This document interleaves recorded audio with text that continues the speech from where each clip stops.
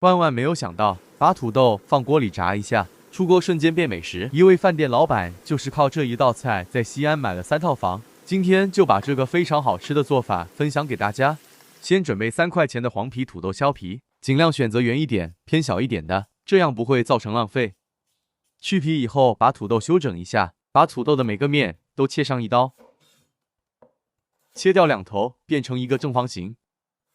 把土豆底下垫上2只筷子，然后把土豆切成片，大约是2枚硬币的厚度，不要切太厚，也不要切太薄。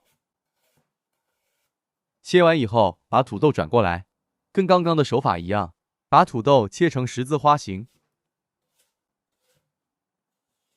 全部切好以后，放一个大碗里，往里面加2勺盐，再倒入多一些的清水，把盐搅拌化开，泡出土豆里面的淀粉。盐水可以让土豆变软，方便后面操作。这个是泡了20分钟以后的效果，全部散开花就可以了。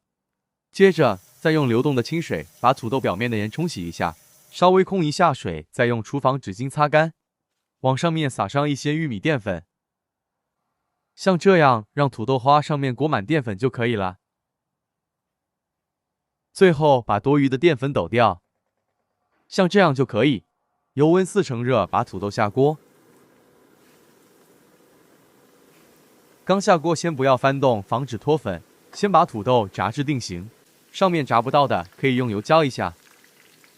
大约炸2分钟左右，翻过来炸另一面，这样成熟度一致，花型也更漂亮。继续炸1分钟左右，捞出。油温升高至5成热，下锅2次复炸，把土豆花炸脆，炸至颜色金黄。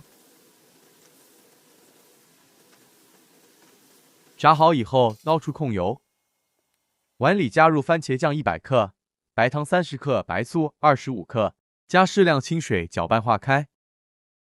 锅留底油，倒入糖醋汁，开大火烧开，去一下番茄酱和白醋的生酸味，熬至汤汁粘稠就可以了。也可以放少量水淀粉勾芡。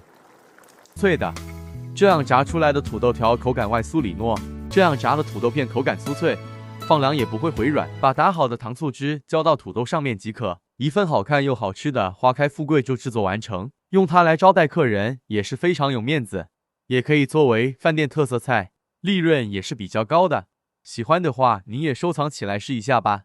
点头像进主页，还有更多美食视频，下期见。